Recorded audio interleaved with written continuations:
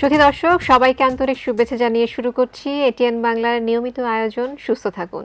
আপনাদের সাথে রয়েছি আমি ডাক্তার তানিয়া রহমান মিতুল। দর্শক, আজ আমরা খুব গুরুত্বপূর্ণ একটি বিষয় নিয়ে কথা বলবো কোমরের ব্যথা এবং তার সমাধান নিয়ে। আমাদের সাথে আজ দেশের একজন স্বনামধন্য অধ্যাপক উপস্থিত রয়েছেন। আমাদের সাথে রয়েছেন অধ্যাপক ডাক্তার মোহাম্মদ জাহিদ রায়হান, অধ্যাপক নিউরোসার্জারি ও অতিরিক্ত মহাপরিচালক প্রশাসন স্বাস্থ্য অধিদপ্তর। আসুন স্যারের সাথে কথা বলি। স্যার, কোমরের ব্যথায় ভোগেনি এমন মানুষ খুব কম। কোমরের ব্যথার রোগী আমি নিজেও। তো কোমরের ব্যথার কোনো প্যাটার্ন রয়েছে কিনা, কিংবা কি কি ধরনের প্যাটার্নে কোমরের ব্যথা হয়, যদি আমাদের দর্শকদের উদ্দেশ্যে বলতেন। কোমরের ব্যথার যে মেডিকেল যে এক্সপ্লানেশন প্যাটার্নের, এটা একটু হতাশাজনক। আমার মনে হয় যে এটা একটা মেসেজ যেতে পারে। সেটা হলো যে অ্যাকর্ডিং টু স্পাইন সায়েন্স 20 বছর বয়স থেকে কিন্তু মেরুদণ্ডের পরিবর্তন হওয়া শুরু করে, ডিজেনারেশন হওয়া শুরু করে। তো ডিজেনারেশন 20 বছর বয়স থেকে শুরু করে মৃত্যু পর্যন্ত কিন্তু ডিজেনারেশনটা চলতে থাকে। এই সময়ের ভেতরে কিন্তু যে কোনো সময় প্যাথোলজিক্যাল চেঞ্জগুলো হতে পারে এবং প্যাথোলজিক্যাল ম্যানিফেস্টেশনগুলো হতে পারে, মানে বিভিন্ন ধরনের সমস্যা রুগীরা বলা শুরু করে। তো সেটা যদি আমরা বলি, এটা 20 বছর বয়স থেকে শুরু করে এবং মৃত্যু পর্যন্ত শেষ হয়। সুতরাং প্যাটার্নটা লাইফ লং। এখন ব্যথাটা কেন হয়? ব্যথাটা মেনলি হয় কিন্তু মেরুদণ্ডের যে পরিবর্তন বা ডিজেনারেশন হয়, এটার অন্যতম প্রধান কারণ হলো সেডেন্টারি ওয়ার্ক। আমার মেরুদণ্ডকে যেভাবে ব্যবহার করা উচিত আমি সেভাবে এটাকে ব্যবহার করি না, এবং এই কারণে ডিজেনারেশন যেটা হতোই সেটা অনেক দ্রুত হয়। এবং এটাই অন্যতম কারণ আমরা মেরুদণ্ডের যে মেকানিক্যাল পেন যেটা বলি, মেকানিক্যাল পেনের অন্যতম কারণ হলো, একমাত্র কারণও বলা যায় ডিজেনারেশন। আর কি কি কারণে স্যার এই যে ব্যাক পেইন কিংবা কোমরের ব্যথাগুলো হয়? এটা আঘাতজনিত হতে পারে। আঘাত লেগে সরাসরি মেরুদণ্ডের হাড়ের কোনো ক্ষতি হতে পারে, জয়েন্টের কোনো ক্ষতি হতে পারে, নার্ভের ক্ষতি হতে পারে। এটা একটা আঘাতজনিত। আরেকটা হলো ইনফ্লামেশন, কোনো ইনফেকশন থেকে হতে পারে, ডিজিজ কন্ডিশনে হতে পারে, টিউমার থেকে হতে পারে। এই চারটা মানলে মেনলি ব্রড হেডিংয়ে ক্যাটাগরাইজ করা যায় মেরুদণ্ডের ব্যথার কারণ। আর স্যার, অনেক সময় আমরা শুনি যে রুট বাল্জ হয়ে গেছে, ফ্যাসেট হাইপারট্রফি হয়ে গেছে, এরকম কারণগুলো আসলে কি? এগুলো ডিজেনারেশন, এগুলো ডিজেনারেশনের মধ্যে পড়ছে। এটা ব্রড হেডিং ডিজেনারেশন। এবং ডিজেনারেশনটা অনেকেই হয়তো দর্শকরা বুঝবেন না যে হোয়াট ইজ ডিজেনারেশন। এটা হলো মেরুদণ্ডের প্রাকৃতিক পরিবর্তন, এবং এই পরিবর্তন অলওয়েজ টুয়ার্ডস খারাপের দিকে। মেরুদণ্ডের যে পরিবর্তন যেটা হয়, প্রাকৃতিক পরিবর্তন, এটা কখনো ভালোর দিকে হবে না, এটা খারাপের দিকে হবে। এবং এটাতেই এই ফ্যাসেট জয়েন্ট হাইপারট্রফি হবে, লিগামেন্ট হাইপারট্রফি হবে, তারপরে যেখান দিয়ে রগগুলো যায় ওই রগের নালিটা চিকন হয়ে যাবে। ফলশ্রুতিতে রগের ওপর চাপ পড়বে, রগ ঠিকমতো কাজ করতে পারবে না, আমার ব্যথা হবে, রেডিয়েশন হবে, এবং রগ আলটিমেটলি যখন একেবারেই কর্মক্ষমহীন হয়ে পড়বে, তখন আমার ওই রেসপেক্টিভ অর্গানটাও কর্মহীন হয়ে পড়বে, প্যারালাইসিস হবে, পেন হবে, উইকনেস ডেভেলপ করবে, নন ফাংশনিং হবে, এগুলো হবে। সুতরাং ব্রড হেডিংয়ে এই যে কথাগুলো আপনি বললেন, facet joint hypertrophy, ligament hypertrophy, canal stenosis, এগুলো সবই কিন্তু ডিজেনারেশনের একটা মাত্রা। তাহলে আমরা কখন বুঝবো যে আসলে আমাকে ডাক্তারের শরণাপন্ন হতে হবে? অ্যাকচুয়ালি বই পুস্তকে যে কথাটা বলা আছে সেটা হলো যে পৃথিবীর কোনো মানুষ, not a single person, back pain নিয়ে ডাক্তারের কাছে না গিয়ে উনি মারা যান না। সুতরাং পৃথিবীতে যদি 800 কোটি মানুষ থাকে, 800 কোটি মানুষ আমি ধরে নিচ্ছি আমার রুগী ব্যাক পেনের। এখন কখন ডাক্তারের কাছে যাবে? মেনলি ব্যাক প্যাথোলজির ম্যানিফেস্টেশনে হলো পেন। পেনটা যখন ওই রেসপেক্টিভ পেশেন্টের কাছে আনবেয়ারেবল, অসহ্য হয়ে যাবে, তখনই কিন্তু সে ডাক্তারের কাছে যায়। এখন আমি পেশেন্টকে কখনোই অ্যাডভাইস করতে পারবো না যে আপনার ব্যথার এই পর্যায়ে আপনি আমার কাছে আসেন। রুগীরা কিন্তু নিজেরাই চলে আসে। তবে আমরা যেটা অ্যাডভাইস করতে পারি যে ব্যথা ছাড়া অন্য কি উপসর্গ হলে উনি দ্রুত ডাক্তারের কাছে চলে আসবেন, একটা মিনিটও বাসায় বসে থাকবেন না, সেটা আমরা বলতে পারি। তার মধ্যে যেটা হলো যে তার কোনো রকম যদি উইকনেস ডেভেলপ করে, সে যদি মনে করে যে আমার হাত পা নাড়াতে কোনো অসুবিধা হচ্ছে, দুর্বলতা মনে হচ্ছে যে পায়ে আমি ঠিকমতো শক্তি পাচ্ছি না, বা হাত পায়ের আঙ্গুলগুলো যেভাবে নাড়ানো দরকার আমি সেভাবে নাড়াতে পারতেছি না, এগুলোকে আমরা বলি নিউরোলজিক্যাল চেঞ্জ। এই চেঞ্জগুলো মারাত্মক। তার মানে বুঝতে হবে যে আমার নার্ভের ডেফিনিটিভ ক্ষতি হতে যাচ্ছে। অথবা লোয়ার লিম্বে যদি ইনভলভমেন্ট হয়, মেরুদণ্ডের নিচের অংশে যদি হয়, বা ঘাট থেকে একদম হিপ পর্যন্ত মেরুদণ্ডের যে অংশটা সেখানে যদি কোনো কিছু হয়, তাহলে অনেক সময় প্রস্রাব পায়খানার নিয়ন্ত্রণ চলে যেতে পারে। রুগীরা এসে বলবে যে আমার এটা নিয়ন্ত্রণে থাকছে না, আমি কন্ট্রোল করতে পারছি না। তো এইগুলো হলো নিউরোলজিক্যাল এমার্জেন্সিস। তখন কিন্তু সাথে সাথেই তাকে ডাক্তারের কাছে চলে আসতে হবে। কিন্তু পেন নিয়ে অনেকে ঘরে বসে থাকেন, যে পেন কিলার খায়, বিভিন্ন জায়গায় যায়, এটা কন্ট্রোল করার চেষ্টা করে। এক পর্যায়ে যখন পেনটা আনবেয়ারেবল হয়ে যায়, অসহ্য হয়ে যায়, তখন তারা ঠিকই কিন্তু ডাক্তারের শরণাপন্ন হয়। খুব সুন্দর বলেছেন স্যার। স্যার, খুব সহজে রোগীরা এসে আমাদের কাছে বলে যে সায়াটিকা হয়েছে আমার। সায়াটিকা কি স্যার? সায়াটিকা হলো আমাদের হিপের নিচের অংশে একটা নার্ভ থাকে, ওটাকে সায়াটিক নার্ভ বলে। লাম্বার প্লেক্সাস একটা আছে, বিভিন্ন নার্ভের সমন্বয়ে একটা নার্ভ তৈরি হয়, ওটাকে সায়াটিক নার্ভ বলে। সায়াটিক নার্ভটা কিন্তু আমাদের একদম হিপ থেকে পায়ের পেছন দিক দিয়ে নেমে একদম গোড়ালি হয়ে বুড়ো আঙুল পর্যন্ত চলে যায়, এই সায়াটিক নার্ভ এবং এর বিভিন্ন ব্রাঞ্চ। তো এটা এমনই কমন একটা প্রবলেম, দীর্ঘদিন ধরে এই সায়াটিক নার্ভকে সায়াটিকা বলা হয়। এই নার্ভের নামটা হলো সায়াটিক নার্ভ, এবং এই সায়াটিক নার্ভ ধরে যে পেনটা রেডিয়েট করে পায়ে, এটাকে বলা হয় সায়াটিকা। আর এটার সাথে আরেকটা শব্দ ব্যবহার করে যারা একটু শিক্ষিত বা অ্যাফ্লুয়েন্ট, ওনারা বলেন যে লাম্বাগো সায়াটিকা। লাম্বাগো মানে লাম্বার ভার্টিব্রা, এবং ওখান থেকে যে প্লেক্সাস ফর্ম করে, এই সায়াটিকা নার্ভটা যেটা তৈরি করে, যেহেতু ব্যথাটা সায়াটিক নার্ভ ধরে যায়, এটাকে বলা হচ্ছে লাম্বাস সায়াটিকা, বা সংক্ষেপে বলে সায়াটিকা। এখন রুগীরা কিন্তু সবাই মাথা ব্যথার মতোই, সব মাথা ব্যথাকেই বলে, যেমন মাইগ্রেন বলে, এই পায়ের বা মাজার যে কোনো ব্যথাকেই কিন্তু তারা সায়াটিকা বলে। কিন্তু সায়াটিক নার্ভ ধরে যে পেনটা রেডিয়েট করতেছে, এটার প্যাথোলজি কিন্তু একেবারেই ডিফারেন্ট। সুতরাং এটা কেবলমাত্র আমরাই বা ডাক্তারই ডেলিনেট করতে পারে যে এটা লাম্বাগো সায়াটিকা নাকি অন্য কোনো মেকানিক্যাল পেন। সুন্দর বলেছেন স্যার। তাহলে আমরা দেখলাম যে আসলে এই যে কোমরে ব্যথা, কত ভ্যারিয়েশন, কত ডায়াগনোসিস, কত কারণ। নিশ্চয়ই আপনাদেরকে ডায়াগনোসিস করতে হয় যে আসলে স্পেসিফিক কারণ কোনটা। কিভাবে ডায়াগনোসিস করেন আপনারা? অ্যাকচুয়ালি আমাদের কাছে যখন পেনের পেশেন্টটা আসে, আমরা দুইটা ব্রড হেডিংয়ে কিন্তু পেশেন্টকে ক্যাটাগরাইজ করি। একটা হলো যে রেডিয়েটিং পেন, আর একটা হলো নন রেডিয়েটিং পেন। তো নন রেডিয়েটিং যে পেনটা আমরা ধরে নিই যে এটা নিউরোলজিক্যাল কোনো ইনভলভমেন্ট নেই, এটা মেকানিক্যাল পেন। এই যে খানিক আগে আমরা আলাপ করছিলাম ফ্যাসেট জয়েন্ট, লিগামেন্টাম ফ্লাভাম হাইপারট্রফি, বা ইন্টারস্পাইনাস লিগামেন্ট, অথবা স্যাক্রোইলিয়াক জয়েন্ট, এগুলো বিভিন্ন জয়েন্টের কথা বলতেছি। এখানে যদি কোনো ইনফ্লামেশন হয়, তবে ওই সব জায়গায় লোকাল পেন হয়, লোকাল পেন। এটা হলো মেকানিক্যাল নন নিউরোলজিক্যাল পেন। আরেকটা হলো যে রুগীরা এসে আমাদেরকে বলবে, যে নির্দিষ্টভাবে বলবে যে আমার মাজার ব্যথাটা পা দিয়ে নিচের দিকে নেমে যাচ্ছে। তখন আমরা সন্দেহ করি যে কোন নার্ভ ধরে ব্যথাটা যাচ্ছে। সেগুলোর কিন্তু কিছু ক্লিনিক্যাল এক্সামিনেশন আছে।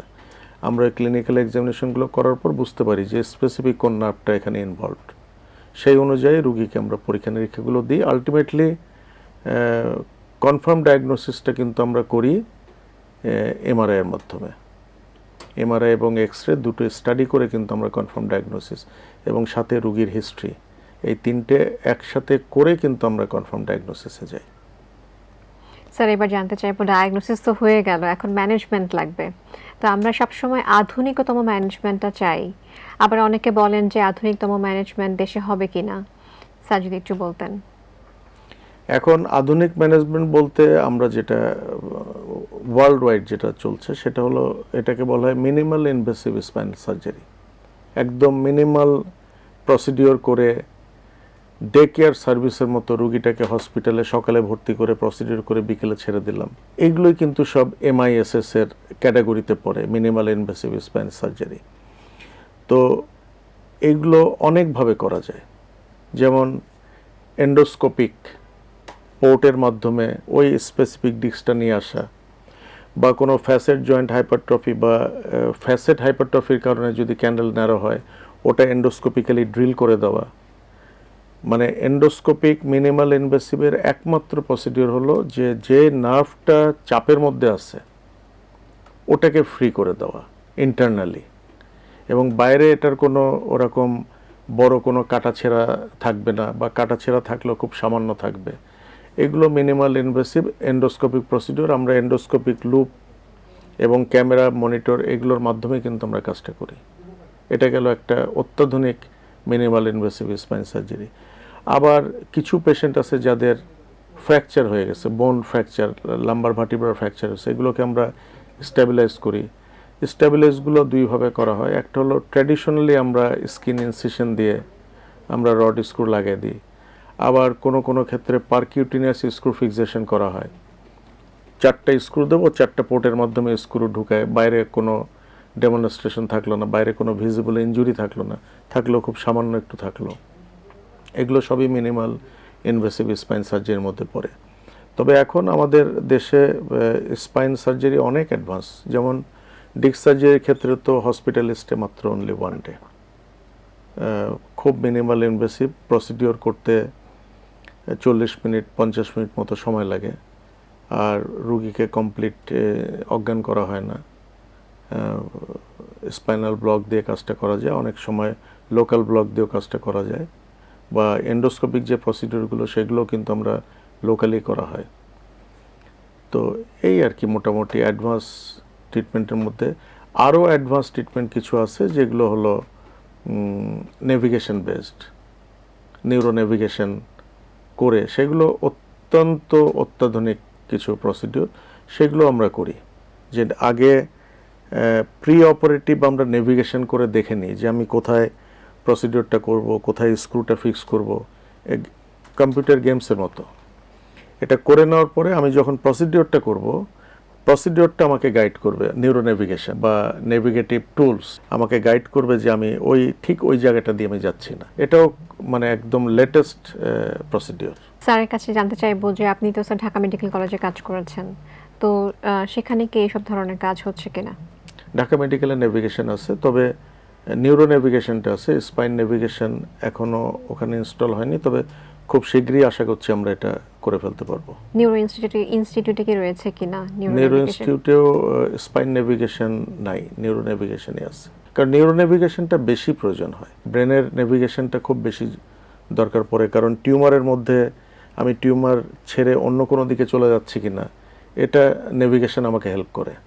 স্যার কি ধরনের পরিবর্তনটা আসে যে দেখা গেল যে রুট বাল্জ হয়ে গেছে, হাঁটতে পারছে না, ব্যথা প্রচণ্ড, লাইফের কি ধরনের পরিবর্তন আসে আফটার অপারেশন? পেশেন্ট যদি শুধু পেন নিয়ে আসে, অনলি পেন, সেই পেনটা যত সিভিয়ার পেনই হোক না কেন, আমরা কনফিডেন্টলি কিন্তু বলতে পারি যে এই পেনটা তার ভালো হয়ে যাবে, এবং রোগী খুবই স্যাটিসফাইড থাকে। হাঁটতে পারছে না, মানে নড়তে পারছে না, পা ফেলতে পারছে না, সে 6 ঘন্টা পর তার পায়ের অবশ ভাব চলে যাওয়ার পরে সে পারলে এখনই দৌড়ায় আর কি। তো পেনটা খুব খুব রাইটলি অ্যাড্রেস করা যায়। কিন্তু খানিক আগে আমি যেটা বললাম, যদি নিউরোলজি ডেভেলপ করে, যে তার ইনকন্টিনেন্স ডেভেলপ করলো, তার প্রস্রাব পায়খানার নিয়ন্ত্রণ চলে গেছে, অথবা শরীরের কোনো একটা জায়গা দুর্বল হয়ে গেছে বা অবশ অবশ লাগছে, এইগুলো কিন্তু কারেকশন হতে অনেক সময় লাগে। কারণ দেখা গেছে যে এগুলো হয়ই নার্ভের পার্মানেন্ট ক্ষতির কারণে। ওই পার্মানেন্ট ক্ষতিটা কারেকশন করতে সময় লাগে, অনেক সময় কারেকশন হয়ও না। স্যার এই যে একবার অপারেশন হলো, তারপরে ফলো আপটা কতটা প্রয়োজন? ফলো আপটা তো খুবই দরকার। আমরা একটা অপারেশনের পরে রোগীকে সাধারণত 1 মাসের মধ্যে আবার যোগাযোগ করতে বলি। সে যদি কমপ্লিটলি মনে করে সে রিকভার্ড হয়ে গেছে, তার আর পেন নাই, তখন তাকে আমরা কিছু রিহ্যাবিলিটেশনের জন্য এক্সারসাইজ শিখাই দিই, ফিজিওথেরাপি অ্যাডভাইস করি, এবং রুটিনলি তাকে কিছু অ্যাডভাইস ফলো করে চলতে হয়, যাতে এই ধরনের ডিস্ক প্রলাপস বা এই ধরনের প্যাথোলজি আর ডেভেলপ না করে। কারণ মাজার কথা যদি আমি বলি, মাজাতে এরকম 5টা হাড়ের সমন্বয়ে কিন্তু আমাদের লাম্বার ভার্টিব্রা, এর যে কোনো একটা থেকে কিন্তু ডিস্ক প্রলাপস বা প্যাথোলজি হতে পারে। সুতরাং আমি যদি কারণটাকে এলিমিনেট করতে না পারি, এটা তো আবার হওয়ার সম্ভাবনা আছে। স্যার আমরা কথা বলছিলাম ফলো আপটা নিয়ে, যে কেমন হবে ফলো আপ? স্পাইনাল সার্জারির পরে ফলো আপটা যেমন আমরা রোগীদেরকে সাধারণত 1 মাসের মধ্যে আসতে বলি। স্টিচ তাদেরকে বলি যে নিজ দায়িত্বে কেটে নেওয়ার জন্য, বা আমাদের কাছে আসলে আমরা স্টিচটা অফ করে দিই। অনেক সময় তো এই যে বললাম মিনিমাম ইনভেসিভ স্পাইনাল সার্জারিতে স্টিচও লাগে না। তো সাধারণত 1 মাস পরে আসলে আমরা মেনলি তার পেন স্ট্যাটাসটা দেখি, যে নতুন করে পেন হচ্ছে কিনা। রুগীকে আমরা জিজ্ঞেস করি যে আপনি যে জন্য অপারেশন করছেন সেটার উন্নতি হচ্ছে কিনা। যদি সব কিছু ঠিকঠাক থাকে, তখন তাকে আমরা কিছু রিহ্যাবিলিটেশনাল এক্সারসাইজ শিখিয়ে দিই, মেনলি ব্যাক মাসল স্ট্রেথেনিং এক্সারসাইজ যেটা, সেগুলো করলে কিন্তু রুগী লাইফ লং ভালো থাকে। ব্যায়াম যেটা, সোজা কথা ব্যায়াম, ব্যাক মাসলের ব্যায়াম, এগুলো তারা করা হয়। তাদেরকে কিছু পশ্চার আমরা শিখিয়ে দিই যে এর বাইরে যেন সে কিছু না করে। লাম্বার ভার্টিব্রার আমরা স্যাজিটাল ব্যালেন্স বলি, যে আমাদের লাম্বার ভার্টিব্রা কিন্তু সোজা না, একটু বাঁকাতেরা মতো, ওই পশ্চারটা যাতে সে মেনটেন করে ওটা আমরা দেখাই দিই। তো এগুলো হলো ফলো আপ, এবং সে তখন মাঝে মাঝে আমাদের কাছে আসে অথবা আসে না। সম্পূর্ণ ভালো হয়ে গেল তো আমাদের ভুলেই যায়। স্যারের কাছে জানতে চাইবো যে স্যার অনেক সময় স্পাইনে, মেরুদণ্ডে তো কখনো কি টিউমার হয় কিনা, সেই টিউমার থেকে কি ব্যথা হতে পারে কিনা? ডেফিনেটলি টিউমার তো আমরা খুব কমনলি এনকাউন্টার করি টিউমার, এবং সেই টিউমার থেকে ব্যথা হয়। তবে মেরুদণ্ডের টিউমারের কিন্তু খুব টিপিক্যাল একটা ক্যারেক্টার আছে। সেই ক্যারেক্টারটা হলো আমরা বলি নাইট পেন। এই মেকানিক্যাল পেন আমরা এতক্ষণ যেটা নিয়ে আলাপ করলাম, এটা রুগী সারাদিন ব্যথায় কষ্ট পাবে, কাজে কামের ভেতর দিয়ে ব্যথা পাবে, বিছানায় গিয়ে শুলে সে আরাম বোধ করবে, সকালে ঘুম থেকে উঠবে মোটামুটি ব্যথা নাই, আবার তার আস্তে আস্তে ব্যথা শুরু হবে। এটা হলো মেকানিক্যাল পেন। টিউমার পেনটা কিন্তু একদম রিভার্স। সারাদিন যেমনই কাটুক, রাতেই বেচারা আর ঘুমাতে পারে না, অসহ্য যন্ত্রণা শুরু হয়, টিউমার পেন। এবং যারা আমাদেরকে এসে বলে যে রাত্রে বিছানায় গেলে রাতে আমার ঘুম হয় না মাজার ব্যথাতে, আমরা যারা নিউরোসার্জন প্রথমেই কিন্তু এটা সন্দেহ করি যে টিউমার কিনা। তো টিউমার হলে অপারেশন ম্যান্ডেটরি, স্পাইনাল টিউমার হলে অপারেশন ম্যান্ডেটরি। কিছু কিছু টিউমারের আউটকাম খুবই ভালো, একবার অপারেশন করলে আর অপারেশন লাগে না, রুগী তার লাইফ টাইমের জন্য অনেক সময় ভালো হয়ে যায়। আর কিছু টিউমার আছে ম্যালিগন্যান্ট ভ্যারিয়েন্ট থাকে, সেগুলো বারবার অপারেশন করা লাগে। কিছু টিউমার আছে কমপ্লিটলি রিমুভ করা যায় না, কিছু রিমেনিং টিউমার থেকে যায়। তো এই সব ধরনের টিউমার নিয়ে কিন্তু স্পাইনাল টিউমার। স্যার এই যে আমরা শুনলাম স্পাইনাল টিউমার এবং এত ব্যথা, এত কষ্ট রোগী, এবং স্পাইনাল কর্ডে টিউমার শুনলে আমরা ভয় পাই। স্পাইনাল কর্ডে সেখানে টিউমার হয়েছে, ডায়াগনোসিস কিভাবে করেন আপনারা? এটার কনফার্ম ডায়াগনোসিস হলো এমআরআই ছাড়া স্পাইনাল টিউমার ডায়াগনোসিস করা এখন near to difficult, near to impossible. Sir এই টিউমারের কোনো রকম ফের কিংবা প্রকারভেদ রয়েছে কিনা? হ্যাঁ, বিভিন্ন ধরনের স্পাইনাল টিউমার আছে। তবে আমি এখানে বলার ক্ষেত্রে আমি যেটা বোঝার জন্য আমি বলতে পারি সেটা হলো যে কিছু টিউমার স্পাইনাল কর্ডের বাইরে হয়, কিছু টিউমার স্পাইনাল কর্ডের ভিতরে হয়, আর কিছু টিউমার স্পাইনাল ক্যানেলে না, এটা ভার্টিব্রাল কলামের মধ্যে হয়, হাড়ের মধ্যে হয়। তো যেই টিউমারগুলো স্পাইনাল কর্ডের বাইরে হয় তার ম্যানিফেস্টেশনগুলো একরকম, আর যেই টিউমারগুলো স্পাইনাল কর্ডের ভেতরে হয় সেটার ম্যানিফেস্টেশন একরকম। তবে গ্রসলি যেটা আমি রুগীদের বোঝার সুবিধার্থে আমি বলবো যে যেগুলো স্পাইনাল কর্ডের ভেতরে হয় সেগুলো কিন্তু রুগী প্রথমেই তার প্রস্রাব পায়খানার নিয়ন্ত্রণ চলে যাচ্ছে এরকম ম্যানিফেস্টেশন নিয়ে আমাদের কাছে আসে। আর যেগুলো বাইরের দিকে হয় সেগুলোর কিন্তু এই অটোনমিক ম্যানিফেস্টেশন, মানে প্রস্রাব পায়খানার নিয়ন্ত্রণ নাই, এটা সবার পরে হয়। সুতরাং যদি রুগী এসে এরকম বলে যে আমি অল্প কদিন ধরে আমি খেয়াল করছি যে আমার প্রস্রাব পায়খানার নিয়ন্ত্রণ থাকছে না, এবং তার সাথে নাইট পেন এবং অন্যান্য হিস্ট্রিগুলো যদি করসপন্ড করে, আমরা মোটামুটি সন্দেহ করি যে তাহলে এটা বোধহয় স্পাইনাল কর্ডের ভেতরের কোনো টিউমার হতে পারে। আর বাইরে যদি হয়, অনেক সময় এই মেকানিক্যাল পেন যেটা নিয়ে আমরা আগে আলাপ করছিলাম, রেডিকুলার পেন মাজার থেকে পায়ের দিকে চলে যাচ্ছে, এরকম ইতিহাস নিয়ে আমাদের কাছে আসে। তখন আমরা এমআরআই করলেই বোঝা যায় যে খুব সহজে যে এটা এক্সট্রাঅ্যাক্সিয়াল না ইন্ট্রাঅ্যাক্সিয়াল, মানে কর্ডের ভেতরের টিউমার না কর্ডের বাইরের টিউমার। সুন্দর বলেছেন স্যার। জানতে চাইবো যে ট্রিটমেন্ট কি, সমাধান কি? টিউমার এটা খুব ইন্ডিভিজুয়াল এন্টিটি, বিভিন্ন টিউমারের বিভিন্ন রকম সার্জারি হয়, এবং কিছু টিউমার আছে যে টিউমারগুলো রিমুভ করার পরে আমাদের রেডিওথেরাপি, কেমোথেরাপি এগুলো লাগে। তবে গ্রসলি টিউমার যখন ডায়াগনোসিস হবে, এটার একমাত্র ট্রিটমেন্ট কিন্তু সার্জারি, কোনো মেডিকেল ম্যানেজমেন্ট নেই, অনলি সার্জারি। এবং এটা নিয়ে অনেক রকম ভুল বোঝাবুঝি হয় যে অনেকেই অনেক রকম, মানে ক্লিনিক্যাল, প্যারাক্লিনিক্যাল, নন সায়েন্টিফিক এইসব প্রসিডিওরে তারা গিয়ে হোমিওপ্যাথি, ভেষজ এসব কাছে চলে যায়, এগুলো করে নিজের ক্ষতিটা, হ্যাঁ একদম সব, এবং একদম লাস্ট স্টেজে গিয়ে পাবে আপনাদের কাছে ফিরে আসে। কিন্তু এটার একমাত্র ট্রিটমেন্ট টিউমার মানে এটা সার্জারি করতে হবে। সার্জারি করতে হবে মানে এটা সার্জারি করতেই হবে। কোনো কোনো টিউমার সার্জারির অযোগ্য থাকে, কিছু কিছু টিউমার আছে ওখানে আমরা অ্যাপ্রোচ করতে পারছি না। এটা স্পাইনাল টিউমারের ক্ষেত্রে না, এটা ব্রেন টিউমারের ক্ষেত্রে অনেক ক্ষেত্রে মাঝে মাঝে হয়। কিন্তু টিউমার মানেই এটার অপারেশন লাগবে, অপারেশন ছাড়া এর কোনো চিকিৎসা নাই। স্যার কি ধরনের অপারেশন আপনারা করেন, কি ধরনের, এন্ডোস্কোপিক আর ওপেন কিংবা কিভাবে? এন্ডোস্কোপিক এগুলো স্পাইনাল টিউমারের ক্ষেত্রে সাধারণত আমরা ওপেন মেথডেই যাই, কারণ ওপেন মেথডে না যাওয়া ছাড়া তো আর উপায় নেই। এটা ওপেন করেই করা হয়। তারপরে স্যার পরবর্তী প্রসিডিউরটা কি হবে?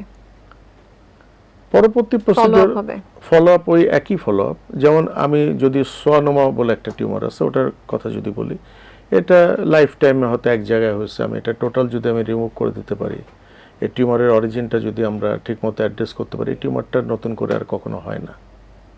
সুতরাং টিউমারটা আমি ফেলে দিলাম, এটার বায়োপসি রিপোর্ট আসলো সোয়ানোমা, এর কোনো রেডিও কেমোথেরাপি লাগবে না। আমি তার উনটা হিল হয়ে যাওয়ার পরে আমি তাকে রেগুলার ফলো আপে আসতে বললাম, সে এক্সারসাইজ করলো, তার রিহ্যাবিলিটেশন হলো অ্যাজ ইউজুয়াল আগেরগুলোর মতোই। কিন্তু কিছু টিউমার আছে, যেমন এপেন্ডাইমোমা একটা টিউমার আছে, স্পাইনাল কর্ডের ভিতরে হয়। অনেক সময় এপেন্ডাইমোমা টিউমারটা পুরোপুরি নিয়ে আসা যায় না, এটা একদম স্পাইনাল কর্ডের সাথে মিলেমিশে থাকে।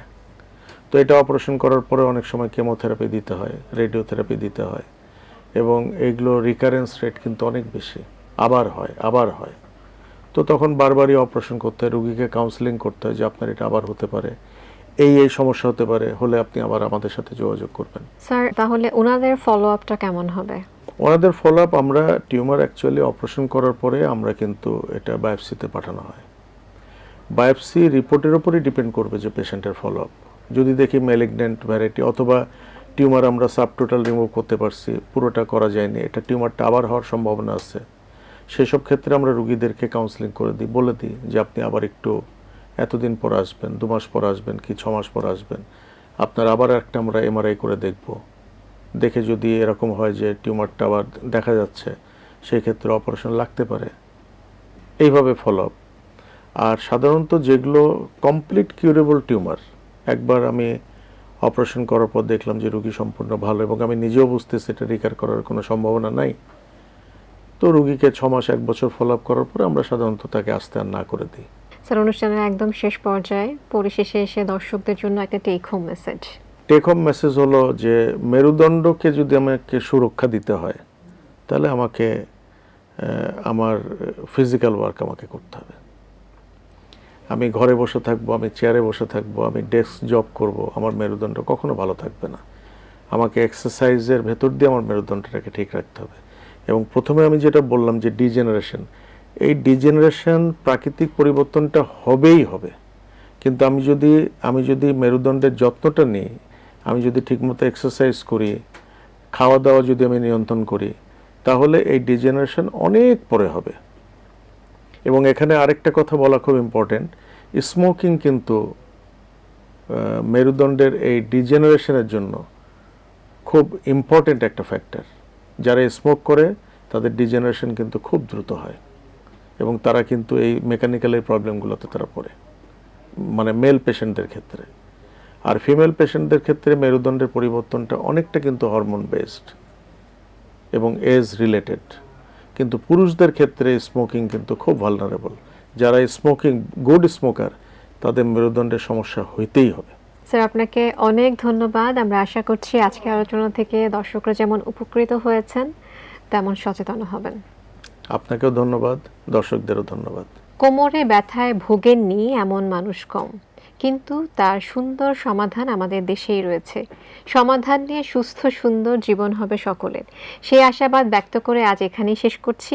আবারও দেখা হবে নতুন কোনো স্বাস্থ্যের তথ্য নিয়ে। সেই পর্যন্ত সকলে খুব ভালো থাকুন, এটিএন বাংলার সাথেই থাকুন। আল্লাহ হাফেজ।